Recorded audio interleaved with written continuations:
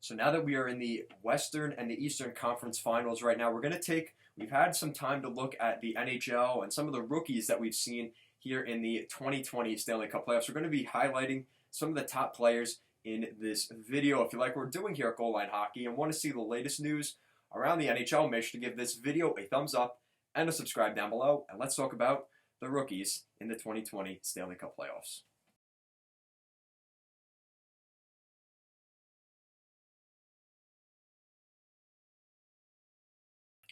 So as the NHL continues to seemingly get younger and younger and faster and more skilled each year, it seems to be putting more of a highlight on rookies. And we're going to be highlighting some of the top rookies in the 2020 Stanley Cup Playoffs so far.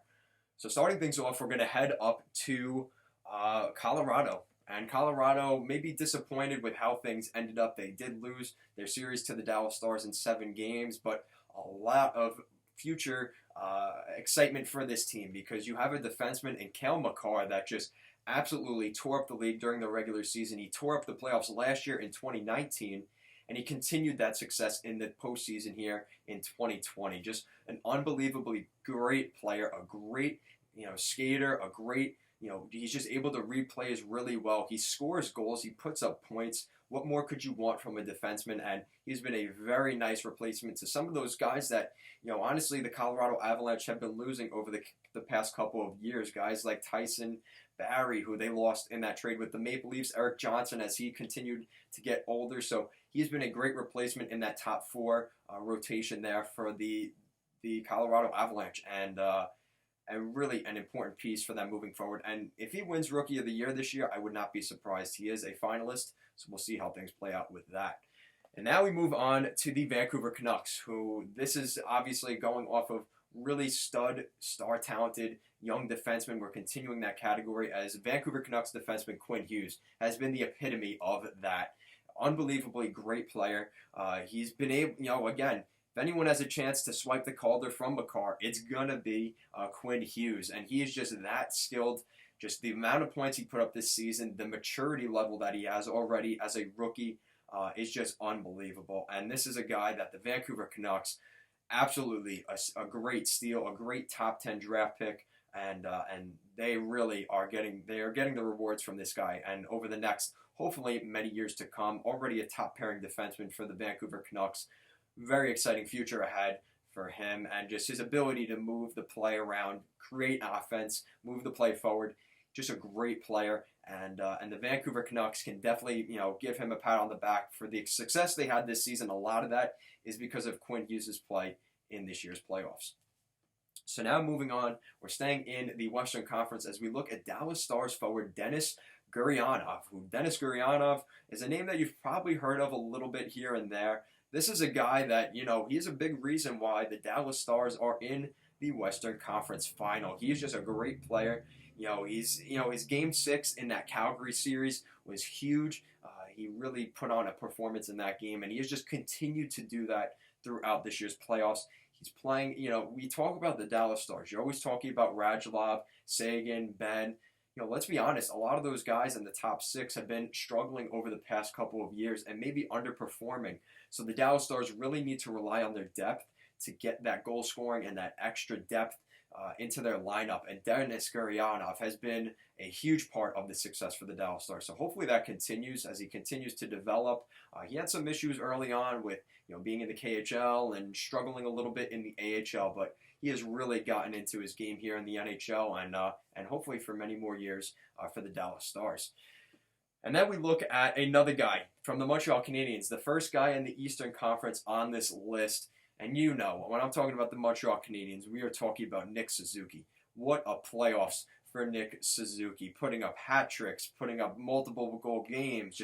He was all over the ice, specifically in that Pittsburgh Penguins series.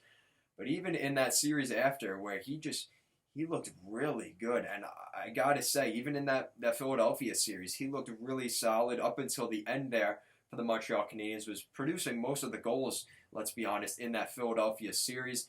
He has been a workhorse. And if he continues that, man, that Max Pacioretty trade they made, picking up Nick Suzuki in that deal, Oh, that's a great trade for the Montreal Canadiens. Exactly what they needed, and especially with the underperformance of guys like Jesperi Kotkaniemi and Ryan Poehling here in the beginning of their careers. A guy like Nick Suzuki just coming right up, kind of taking the spotlight away from some of those guys.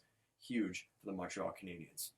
So now we move on to the Calgary Flames, and this is a guy that maybe you didn't hear about too much.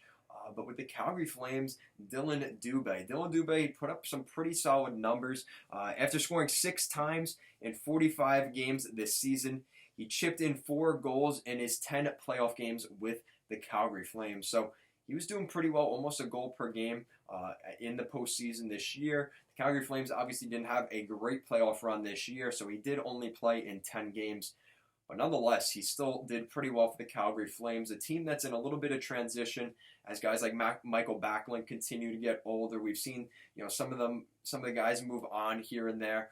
The possibility of even losing a guy like Johnny Gaudreau possibly this offseason. There's going to be change there in Calgary, and I think they're going to be relying on a guy like Dylan Dubé to step right in, former WHL player. They want him to succeed there in Calgary.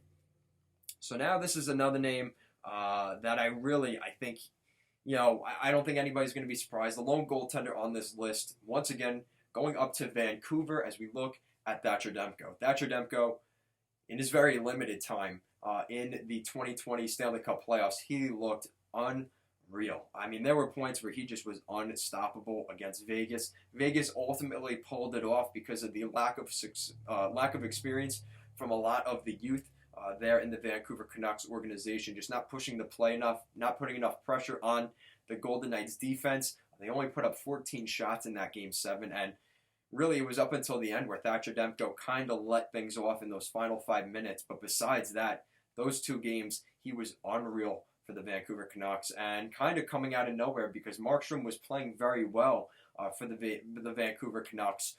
But unfortunately, at the end of the day, the Canucks did lose that series in the semifinals, but a really bright future ahead for the Vancouver Canucks. And a lot of you have been saying that Jacob Markstrom will indeed be the starter there in Vancouver. I'm a little bit more on the fence. I think they're going to be more focusing on making sure they re-sign Tanev and guys like Tyler Toffoli before they pick up Markstrom again, just because of how good Thatcher Demko is. They seem to have that replacement. Maybe they like the idea. Maybe they put more emphasis on that 2-goalie rotation, so they'll keep both goalies. But if not, Thatcher Demko has shown in a very short amount of time he does have the capability of becoming an NHL starter. Maybe not next season.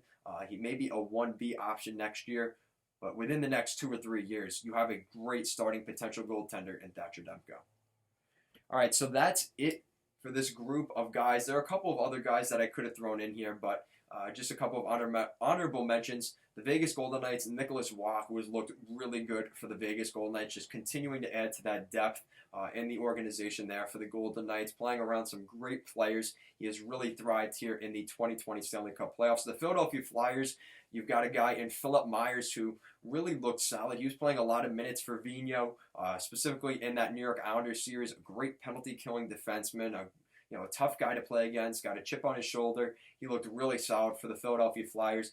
And then really early on in the playoffs, because unfortunately they got kicked out early, but the Chicago Blackhawks, Dominic Kubalik, who I think played really well at spate in different points for the Blackhawks and was a huge reason they beat the Edmonton Oilers in that qualification round. So let me know in the comment section down below, what do you think of these rookies?